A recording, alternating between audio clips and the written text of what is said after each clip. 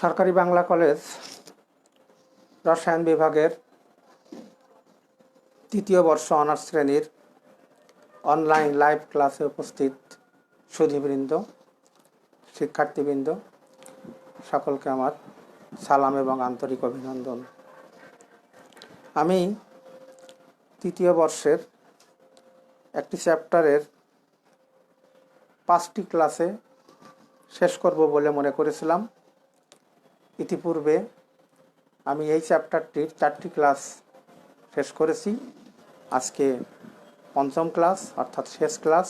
আজকে চ্যাপ্টারটি শেষ করব এবং চ্যাপ্টারটির নাম হচ্ছে অর্গানোমেটালিক কেমিস্ট্রি। ব্র্যাকেটে 5 দেওয়া আছে, 5 মানে এই পঞ্চম ক্লাস। এবং আজকে আমি এখানে ক্যাটালিসিস পড়াচ্ছিলাম কতদিন ক্লাসে, অর্থাৎ প্রভাবন। আজকে 2টা স্পেসিফিক ক্যাটালিস্ট সম্পর্কে আমরা এখানে আলোচনা করব। একটা হচ্ছে উইলকিনসন ক্যাটালিস্ট আর একটা হচ্ছে জিগলার-নাটা পলিমারাইজেশন, সেখানে যে ক্যাটালিস্ট ব্যবহার করা হয়েছে সেই সম্পর্কে কথা বলবো। প্রথমত আসি আমরা এখানে উইলকিনসন ক্যাটালিস্ট। উইলকিনসন ক্যাটালিস্ট হচ্ছে একটি, আমরা জানি যে অসম্পৃক্ত যৌগের সাথে হাইড্রোজেনের বিক্রিয়া করা যায়, বিভিন্ন রকম প্রভাবক ব্যবহার করে, তাপ প্রয়োগ করে হাইড্রোজেন বিক্রিয়া করে। অনেক উদাহরণ আমাদের জানা আছে।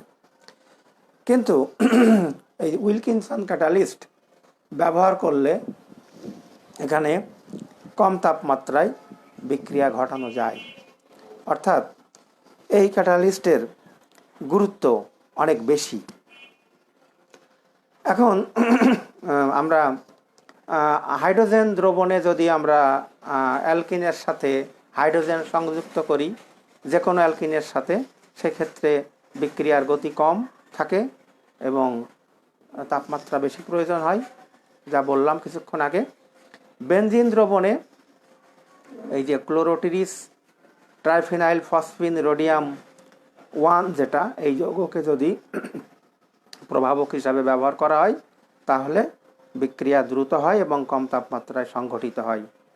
তা এটা বিজ্ঞানী উইলকিনসন সর্বপ্রথম এটা তোমার এই প্রভাবক ব্যবহার করে হাইড্রোজেন সংযোগ ঘটান অ্যালকিন যৌগে হাইড্রোজেন সংযোগ ঘটান। এবং এখানে এই যে বলা হলো যে কথাগুলি এখানে লেখা আছে যে বিক্রিয়ার গতি কম থাকে। তারপর বেনজিন দ্রবণে এই উইলকিনসন সর্বপ্রথম অ্যালকিন, অ্যালকাইন বিভিন্ন ধরনের অসম্পৃক্ত যৌগের সাথে সমসত্ত্বভাবে হাইড্রোজেনের সংযোগ বিক্রিয়া সম্পন্ন করেন এবং বিক্রিয়া কক্ষ তাপমাত্রায় ঘটে থাকে বা সামান্য তাপমাত্রায় বিক্রিয়া ঘটে থাকে। এখানে যেমন একটা উদাহরণ আমরা এখানে দিতে পারি। এরপরে উদাহরণটি হচ্ছে এখানে যেমন এই যে এটা একটা যৌগ, এখানে প্রভাবক আছে, উইলকিনসন প্রভাবক, হাইড্রোজেনের সাথে বিক্রিয়া, এখানে বিক্রিয়াটি এখানে হয় এখানে। আচ্ছা, এখন এই যে বিক্রিয়াটি হয় এখানে আমরা দেখতে পাচ্ছি এখানে 2টা হাইড্রোজেন এখানে যুক্ত হয়।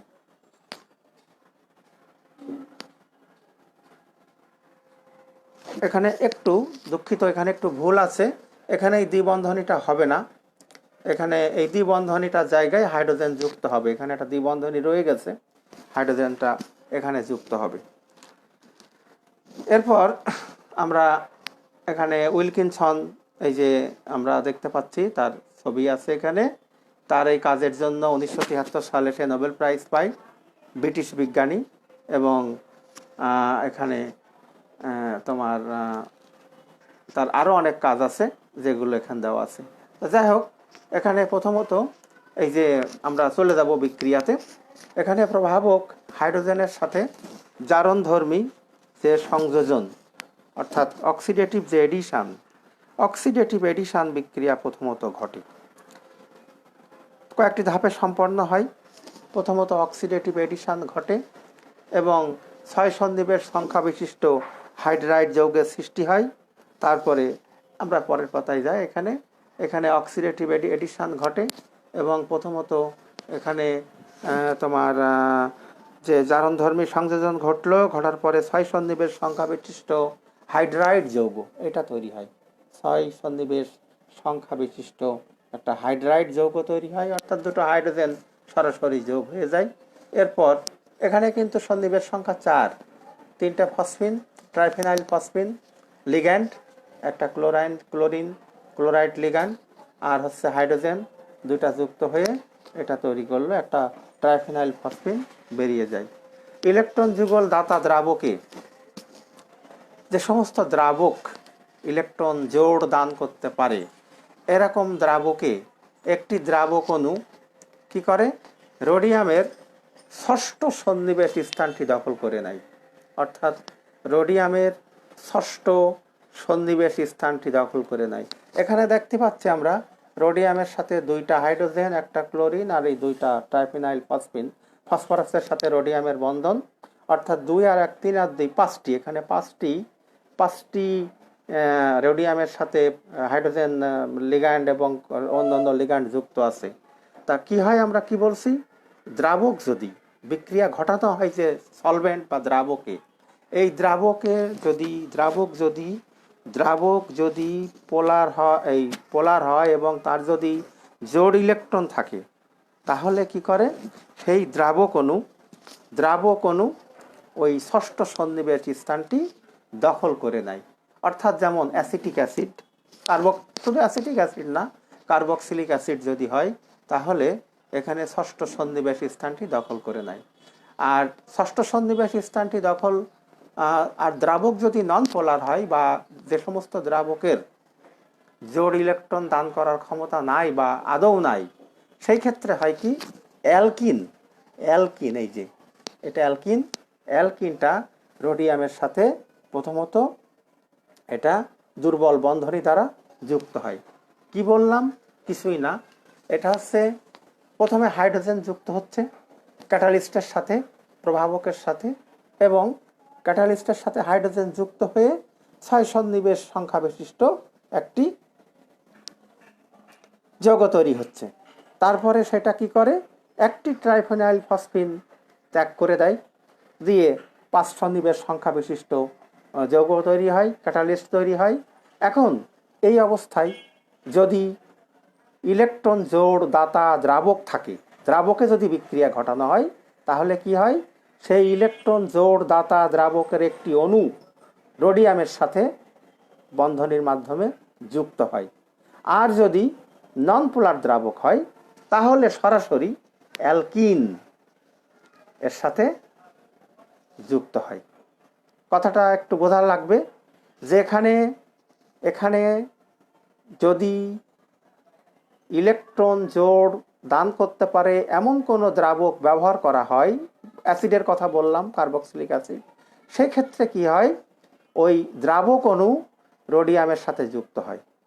আর যদি বেনজিন বা টলুইন এই সমস্ত দ্রাবক যদি ব্যবহার করা হয়, যে সমস্ত দ্রাবক কোনো জোড় ইলেকট্রন নাই, সেই সমস্ত দ্রাবক হলে কি হবে, সরাসরি অ্যালকিনের দ্বিবন্ধন সাথে রোডিয়ামের একটা বন্ধন সৃষ্টি হয়।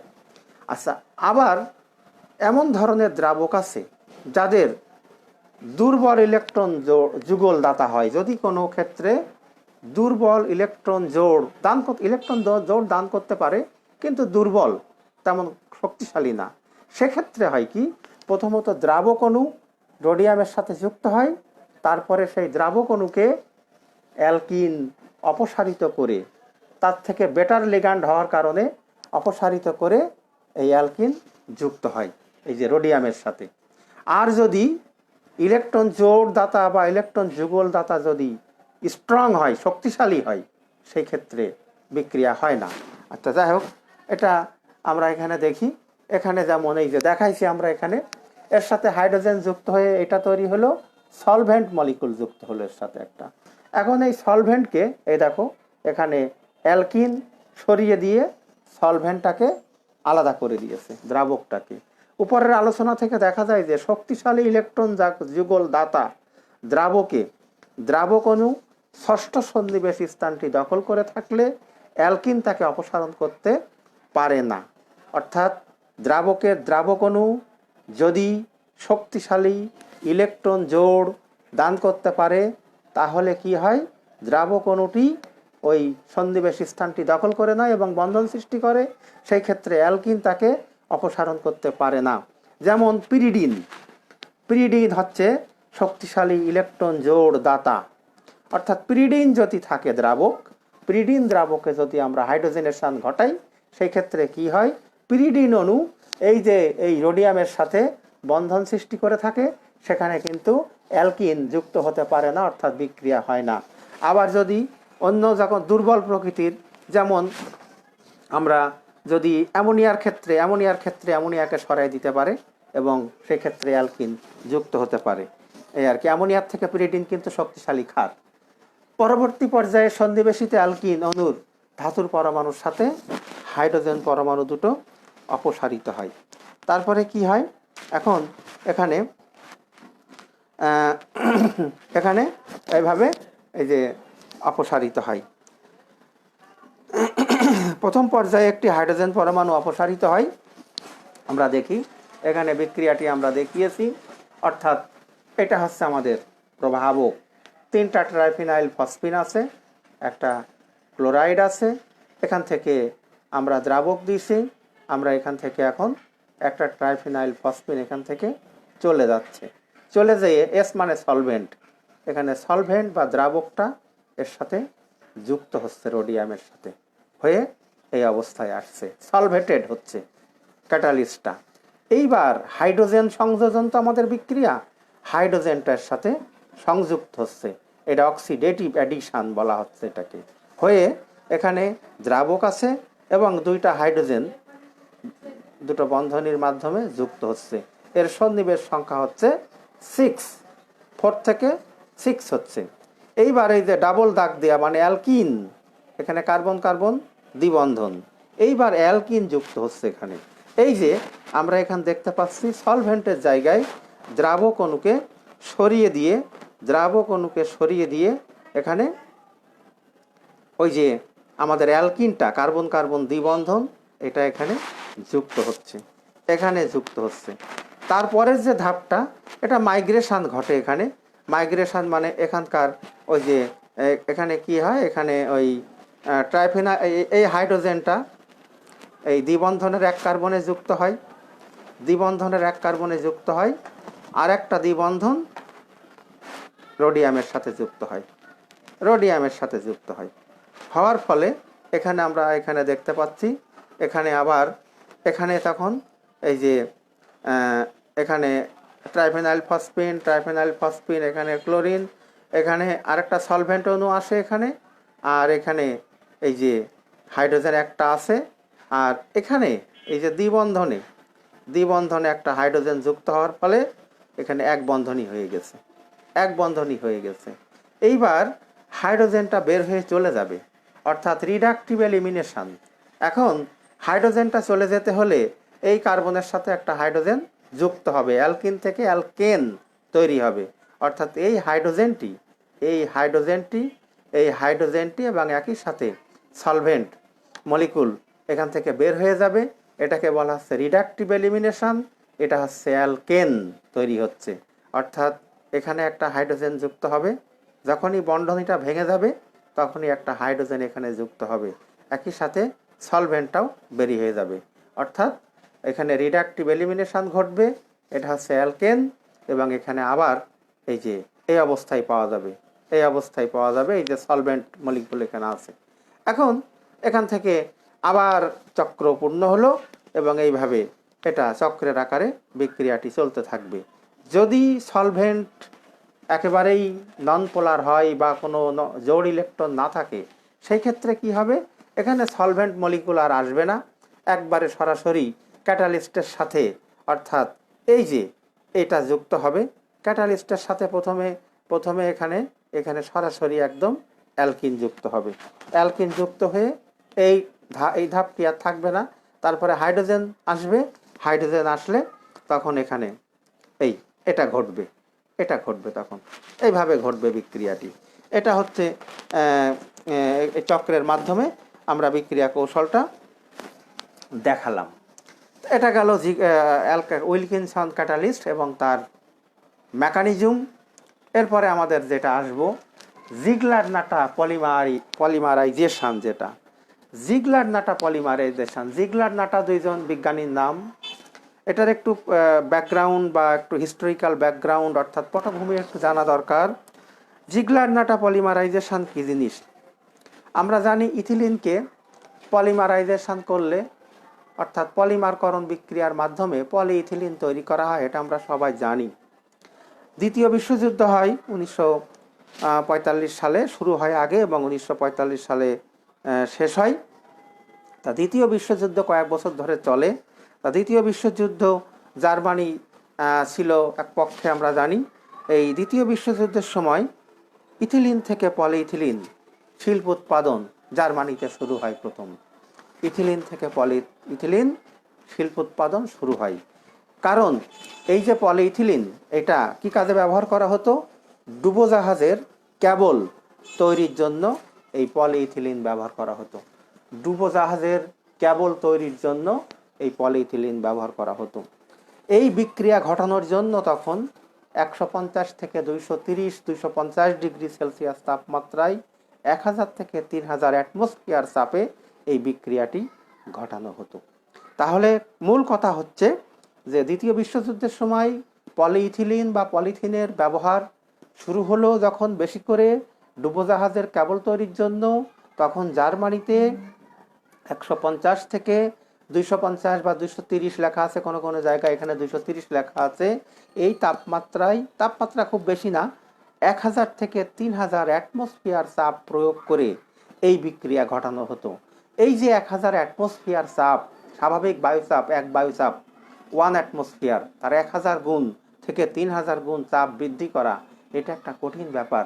এই চাপ বাড়ানোর জন্য শক্তিশালী কম্প্রেসার যেটা প্রয়োজন হয় এবং তার এটা খুবই কঠিন এবং ব্যয়বহুল। এই তাপমাত্রা প্রয়োগ করে ইথিলিন থেকে পলিইথিলিন তৈরি করা হতো। এই জন্য এই পলিইথিলিনের মূল্য ছিল অনেক বেশি সেই সময়। তারপরে পরবর্তীকালে এই যে কার্ল জিগলার এবং গুলিও নাটা নামে দুইজন জার্মান বিজ্ঞানী কি করেন? এরা একটি প্রভাবক আবিষ্কার করেন। সেই প্রভাবকের ব্যবহার করে একেবারে বায়ুমণ্ডলীয় চাপে ইথিলিন থেকে পলিইথিলিন তৈরি করার পদ্ধতি প্রবর্তন করেন বা আবিষ্কার করেন। অর্থাৎ এখানে আমরা একই ধরনের বিক্রিয়া কিন্তু প্রায় কক্ষ তাপমাত্রায়, সামান্য একটু তাপমাত্রা, হয়তো 100 ডিগ্রি সেলসিয়াস তাপমাত্রায় বিক্রিয়া খুব ভালো ঘটে। অর্থাৎ আর হচ্ছে তোমার বায়ুমণ্ডলীয় চাপ বাড়াইতে হয় না, প্রায় স্বাভাবিক চাপে, সামান্য একটু প্রেসার দেওয়া হয় তবে খুব কম চাপে। এখন এখানে ট্রাইথাইল অ্যালুমিনিয়াম এবং টাইটানিয়াম টেট্রাক্লোরাইড এরা ব্যবহার করেন প্রথমে। ট্রাইইথাইল অ্যালুমিনিয়াম এবং টাইটানিয়াম টেট্রাক্লোরাইডের মিশ্রণ এই বিক্রিয়ার ক্ষেত্রে তারা ব্যবহার করেন। আচ্ছা, এখন এই যে বিক্রিয়াটি ঘটে কিভাবে, এখানে এনারাও 1963 সালে তাদের এই কাজের জন্য নোবেল পুরস্কার পেয়েছিলেন।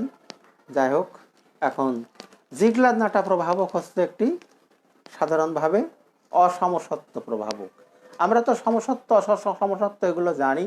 সমসত্ব হচ্ছে বিক্রিয়া মিশ্রণে সবগুলো প্রভাবক এবং বিক্রিয়কের উৎপাদের যদি ফেজ বা ভৌত অবস্থা যদি একই থাকে, সেক্ষেত্রে আমরা বলি সমসত্ব প্রভাবন।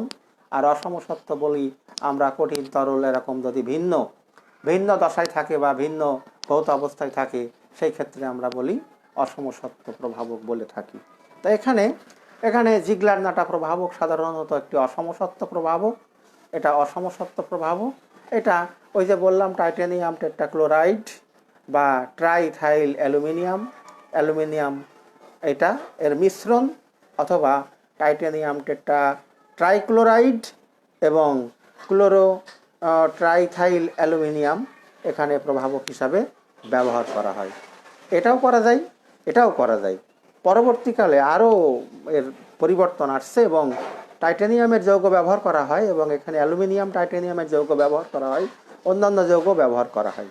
তা মূলত যাই করা হোক না কেন, টাইটানিয়াম টেট্রাক্লোরাইড, অ্যালুমিনিয়াম ট্রাইইথাইল অ্যালুমিনিয়াম ব্যবহার করা হোক বা এটাই ব্যবহার করা হোক না কেন, এই মিশ্রণ যাই ব্যবহার করা হোক, এখানে এটা কি করে, এই দুটো বিক্রিয়া করে একটি সুতার মতো ফাইবার ফর্ম তৈরি করে, সুতার মতো একটি সৃষ্টি করে।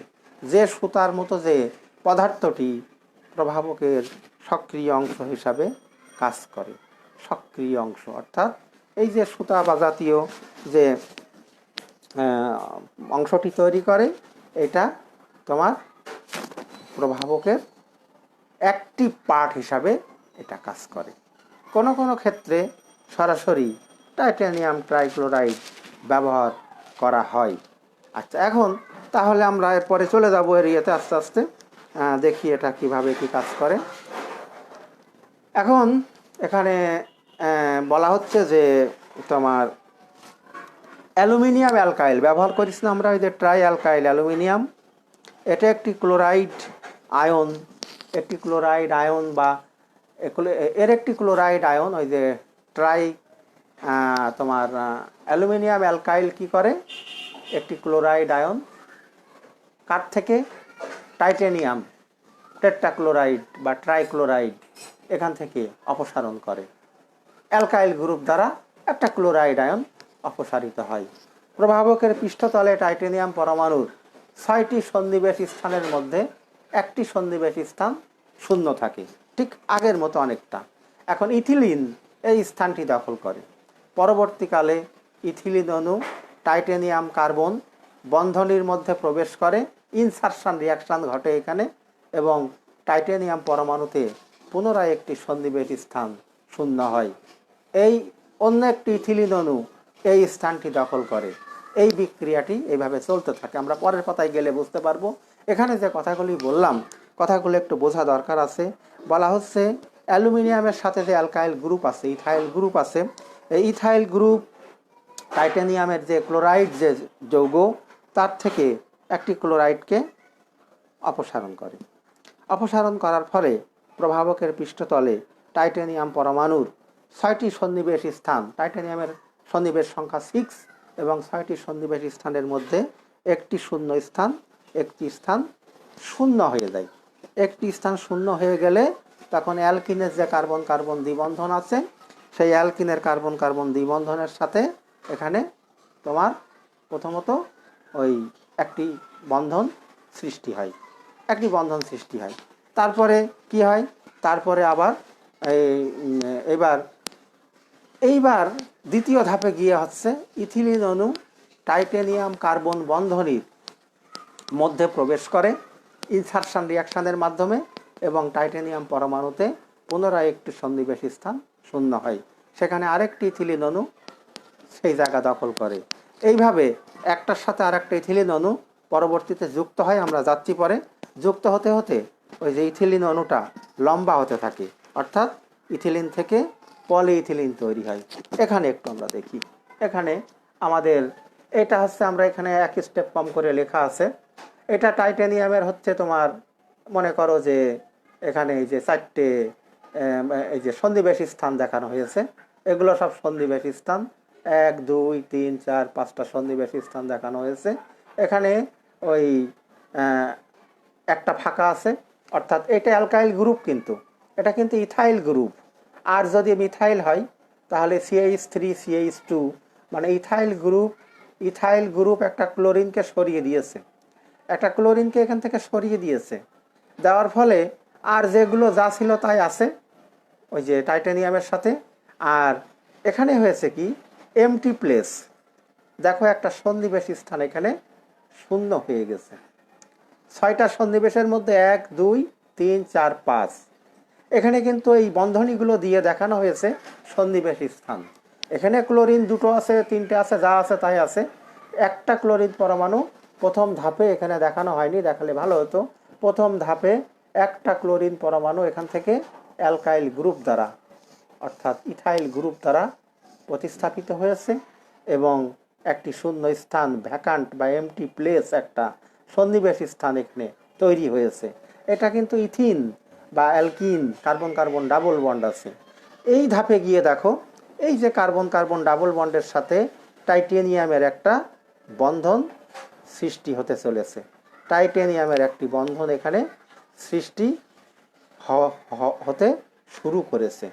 পরবর্তী ধাপে কি হবে, টাইটেনিয়ামের সাথে এই যে ইনসারশন, এই যে বলা হচ্ছে যে বন্ধনের মধ্যে প্রবেশ করে, অর্থাৎ এর সাথে টাইটেনিয়ামের এই কার্বনের সাথে এই বন্ধনটা হবে, এবং আর এই কার্বনের সাথে এই কার্বনের কেন হবে, এখানে দ্বিবন্ধনটা প্রথমত হয় কি, এটা একটা পোলার বন্ধন, অর্থাৎ নেগেটিভ চার্জ পজিটিভ চার্জ সৃষ্টি হয়, নেগেটিভ পজিটিভ এরকম ধরনের সৃষ্টি হয়, যার ফলে এখান থেকে এর সাথে একটা বন্ধন, এই যে পরের ধাপটা, এবং এর সাথে একটা আংশিক বন্ধন এখানে সৃষ্টি হচ্ছে।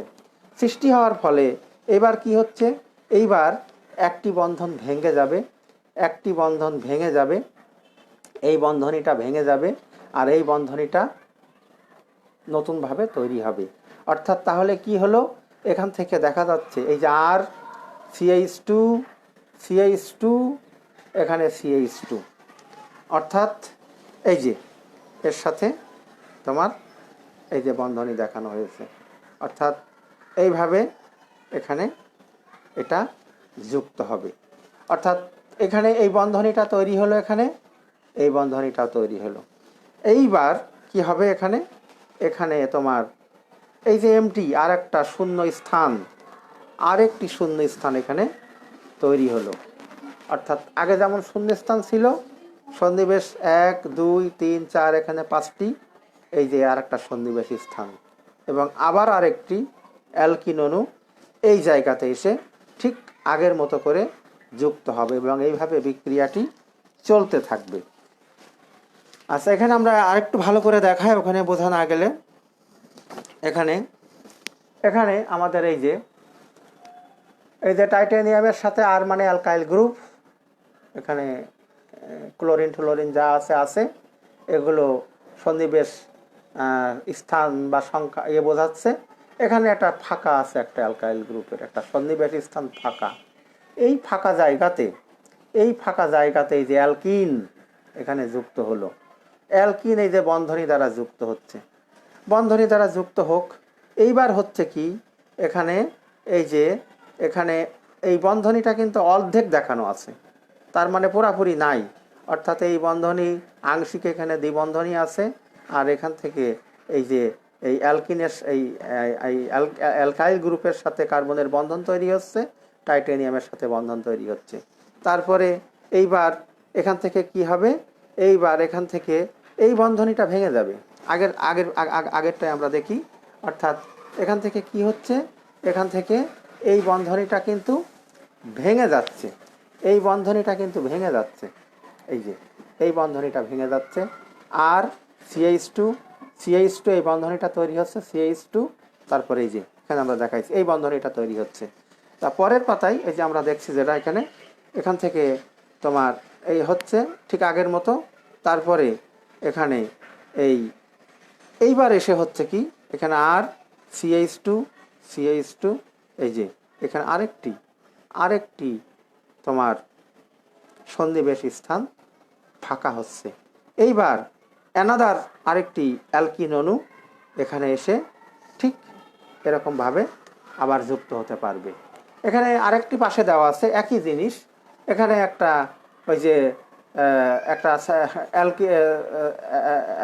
অ্যালকাইল সালফাইটের একটা যৌগ দেওয়া আছে এখানে, এর সাথে সোডিয়াম থাকতে পারে, পটাশিয়াম থাকতে পারে, একটা সল্ট জাতীয়, এই জাতীয় একটা, এটাও এখানে ব্যবহার করা হয় ক্যাটালিস্ট হিসাবে, ওই এর সাথে টাইটেনিয়ামের সাথে।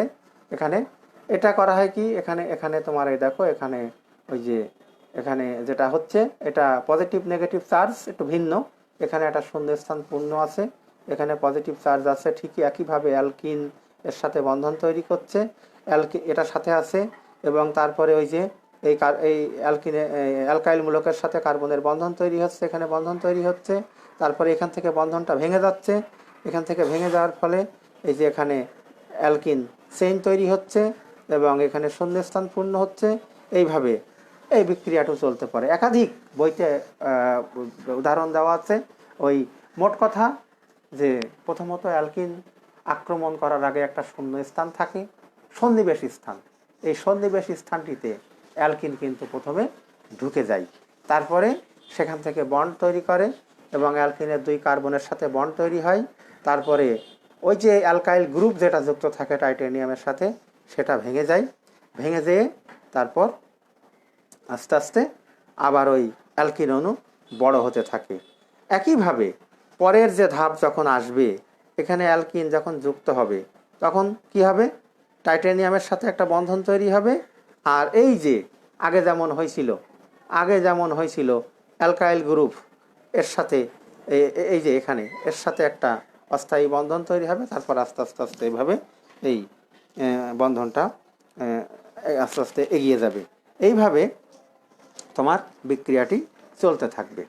আচ্ছা, এখানে টাইটেনিয়াম ছাড়াও অন্যান্য জৈব ধাতব যৌগ প্রভাবক হিসাবে ব্যবহার করা এখানে হয়। টাইটেনিয়াম ব্যতীত অন্যান্য জৈব ধাতব যৌগ এখানে ব্যবহার করা হয়ে থাকে, ভ্যানাডিয়ামের যৌগ ব্যবহার করা হয়ে থাকে। এখন জিগলার নাটা পলিমার গঠন বিক্রিয়া একটা বৈশিষ্ট্য হচ্ছে, এখানে যে উৎপন্ন হয় যে পলিমার এর সুনির্দিষ্ট মানে স্টোরীয় গঠন থাকে, স্টেরিও গঠন থাকে। আমরা কিছু কিছু পলিমার বা তৈরি হয় সেগুলো যেমন তাদের কোনো স্টেরিও গঠন থাকে না, অর্থাৎ অনিয়তাকার হিসাবে তৈরি হয়। সলিড স্টেট কেমিস্ট্রির মধ্যে আছে অনিয়তাকার পদার্থ হিসাবে তৈরি হয়, অর্থাৎ এদের কোনো অণুগুলো মনোমারগুলো সুশৃঙ্খলভাবে সজ্জিত থাকে না, যার ফলে অনিয়তাকার গঠন তৈরি হয়। কিন্তু জিগলার নাটা পলিমার গঠন প্রক্রিয়ায় যে উৎপাদ তৈরি হয়, যে প্রোডাক্ট তৈরি হয়, যে পলিইথিলিন তৈরি হয় বা যে সমস্ত পলিপ্রোপিলিন ইত্যাদি তৈরি হয়, এগুলো তোমার ওই যে স্টেরিও গঠন থাকে। এই ধরনের বিক্রিয়া শুধুমাত্র একই ধরনের পলিমার গঠন যেমন পলিইথিলিন বা পলিপ্রোপিলিন তৈরিতে আবদ্ধ না, বিভিন্ন ধরনের অ্যালকিনের মধ্যে কোপলিমার গঠনেও অর্থাৎ এটা ব্যবহার করা হয়, বিভিন্ন প্রকার অ্যালকিনের মধ্যে এটা ব্যবহার করা হয়। এক্ষেত্রে বিশেষ উদাহরণ হচ্ছে কৃত্রিম রাবার সৃষ্টি। এখানে কৃত্রিম রাবার সৃষ্টি করার ক্ষেত্রে এই পলিমার করণ বিক্রিয়া করা হয়। এখানে জিগলার নাটা পলিমার করণ বিক্রিয়ার মাধ্যমে তৈরি করা হয়। এখানে স্টাইরিন একটা পদার্থ এবং বিউটাডাইন এর সাথে ডাইসাইক্লো পেন্টাডাইন বা 1,4-হেক্সাডাইনের মতো তৃতীয় অ্যালকিন একত্র এই পলিমার গঠনের ফলে এই প্রকার কৃত্রিম রাবার সৃষ্টি হয়। অর্থাৎ স্টাইরিন, তারপরে বিউটাডাইন, ডাইসাইক্লোপেন্টাডাইন অথবা 1,4-হেক্সাডাইনের মতো এরকম তৃতীয় কোনো অ্যালকিন একত্রে করে দিলে, এখানে স্টাইরিনের মধ্যে দ্বিবন্ধন আছে, এখানে তোমার এই যে বিউটাডাইনের মধ্যে আছে, এগুলো 3 ধরনের পদার্থ একসাথে মিশ্রিত করে এখান থেকে জিগলার নাটা পলিমার ক্যাটালিস্ট ব্যবহার করে পলিমারকরণ করলে এখান থেকে কৃত্রিম রাবার সৃষ্টি হয়। এই বিক্রিয়ায় ওই যে বললাম না, ভ্যানাডিয়ামের ভ্যানাডাইল হ্যালাইড প্রভাবক হিসাবে ব্যবহৃত হয়। অর্থাৎ ভ্যানাডিয়ামের যে প্রভাবক ব্যবহার করা হয় এটাও জিগলার নাটা মানে প্রভাবক আর কি। অর্থাৎ এখানে ভ্যানাডিয়ামেও একই মেকানিজম, একই পদ্ধতিতে এখানে এখানে এখানে কাজ করে। এই হলো 2টা পলিমারকরণ বিক্রিয়া, খুব ইম্পর্টেন্ট বিক্রিয়া। এই যে ক্যাটালিসিসের মধ্যে আমরা আজকে আর এখানে কিছু নাই, এখানেই শেষ। এই যে পলিমারকরণ বিক্রিয়ার মধ্যে এখানে এই লাস্টের দিকে যে আমরা পড়াইলাম, এখানে আমরা কতগুলো রিয়াকশান এখানে আলোচনা করলাম। ক্যাটালিসিস অর্থাৎ প্রভাবন আমরা প্রভাবক পড়াইনি, এখানে আমরা জৈব ধাতব যৌগ যে প্রভাবনগুলো ঘটে, অর্থাৎ জৈব ধাতব যৌগ যে প্রভাবক হিসাবে কাজ করে তার আমরা আগের দিন করাইছিলাম। তোমার একটা ছিল ওই যে ওয়াটার গ্যাস শিফট রিয়াকশানের ক্ষেত্রে ব্যবহার করা হয়, তারপরে ট্রপোস ফিশার সিনথেসিস বিক্রিয়ার ক্ষেত্রে ব্যবহার করা হয়, তারপরে হাইড্রোফরমাইলেশন বিক্রিয়ার ক্ষেত্রে ব্যবহার করা হয়, হাইড্রোফরমাইলেশন বিক্রিয়া ক্ষেত্রে ব্যবহার করা হয়। সেখানে অ্যালকিন থেকে আমরা প্রথমত বলছিলাম যেটা ওয়াটার গ্যাস শিফট বিক্রিয়া, অর্থাৎ ওয়াটার গ্যাস হচ্ছে কার্বন মনোক্সাইড এবং হাইড্রোজেনের মিশ্রণকে বলা হয় ওয়াটার গ্যাস। এই ক্ষেত্রে হাইড্রোজেন তৈরিতে এই বিক্রিয়া ব্যবহার করা হয়। তো এখানে তোমার কার্বন মনোক্সাইড তৈরি হয় স্টিম তৈরি হয়। উত্তপ্ত কোক বা কয়লার উপর দিয়ে যদি স্টিম চালনা করা হয়, কার্বন মনোক্সাইড, তারপরে জলীয় বাষ্প তৈরি হয়। তারপরে কি করা হয়, এই 300 থেকে 400 ডিগ্রি সেলসিয়াস তাপমাত্রায় এখানে তোমার কার্বন মনোক্সাইডের আয়তনের 3 থেকে 4 গুণ পরিমাণ স্টিম এখানে বিক্রিয়া ঘটিয়ে এটাকে কার্বন ডাইঅক্সাইডে পরিণত করা হয়, কার্বন মনোক্সাইডকে, এবং এখান থেকে হাইড্রোজেন পাওয়া যায়। কার্বন মনোক্সাইডকে উচ্চ চাপ দিয়ে পানিতে ডিজলভ করে, দ্রবীভূত করে, তারপরে হচ্ছে সেখান থেকে হাইড্রোজেনকে আলাদা করা হয়। এখানে জৈব ধাতব যৌগ প্রভাবক ব্যবহার করে খুব সহজেই এই বিক্রিয়া ঘটানো যায়। হাইড্রোফরমাইলেশন, তারপরে আরেকটা বললাম ওই যে ট্রপোস ফিশার সিনথেসিস, এখানে কৃত্রিমভাবে জ্বালানি তৈরি করা যায়, অর্থাৎ বিভিন্ন হাইড্রোকার্বনের মিশ্রণ এখান থেকে তৈরি করা যায়, আমরা দেখাইছিলাম গতদিন। তারপরে তোমার হাইড্রোফরমাইলেশন বিক্রিয়ায় বলেছিলাম যে ওয়াটার গ্যাস থেকে আমরা কি করতে পারি, অ্যালকিনের সাথে বিক্রিয়া ঘটিয়ে এখান থেকে অ্যালডিহাইড তৈরি করতে পারি। মোস্ট ইম্পর্ট্যান্ট একটা রিয়াকশান অ্যালডিহাইড। এখানে কি বলে অক্টাকার্বনিল ডাইকোবাল্ট এখানে প্রভাবক হিসাবে ব্যবহার করা হয়। তারপরে এখান থেকে অ্যালডিহাইড তৈরি করতে পারলেই সেই অ্যালডিহাইড দিয়ে আমরা কি করি, অ্যালডিহাইডকে থেকে অ্যালকোহল, কার্বক্সিলিক অ্যাসিড, আমরা ইচ্ছামতো অনেক কিছু তৈরি করতে পারি। তো এগুলো করা হয়েছিল। আজকে আমরা শুধু আলোচনা করলাম উইলকিনসন ক্যাটালিস্ট, উইলকিনসন প্রভাবক। এটা হচ্ছে হাইড্রোজেনেশন বিক্রিয়ার ক্ষেত্রে ব্যবহৃত হয়।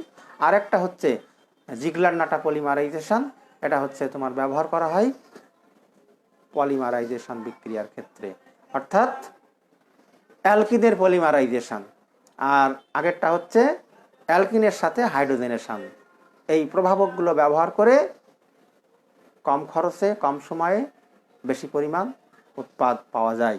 তো এগুলো প্রত্যেকবারই পরীক্ষাতে আসে, টিকা আসে অথবা প্রশ্ন আকারে আসে। তা আমি এই 5টি ক্লাসে তোমাদের এই চ্যাপ্টারটি মোটামুটি শেষ করলাম। এখন নিজেরা একটু পড়বা, নিজেরা পড়লে এর সম্পর্কে মোটামুটি একটা প্রাথমিক ধারণা এসে যাবে। আমি মনে করি যে এখানে থার্ড ইয়ারে যেটুকু আছে এইগুলো সবই আমি আলোচনা করেছি, কথা বলেছি। এখন তোমরা বাকিটুকু পড়বা। আবার এটা পরবর্তীকালে যখন আসে তখন কিছু কিছু অ্যাডভান্স জিনিস এখানে পড়তে হবে, এগুলোও পড়তে হবে, তার সাথে কিছু কিছু আরও কিছু অতিরিক্ত কিছু আলোচনা কিছু পড়তে হবে।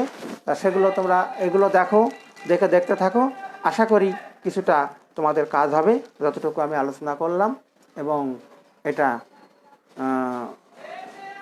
বড় একটা চ্যাপ্টার, এবং আমি তোমাদের সাথে আপাতত আর ক্লাস তোমাদের সাথে আর আপাতত নিতে চাচ্ছি না।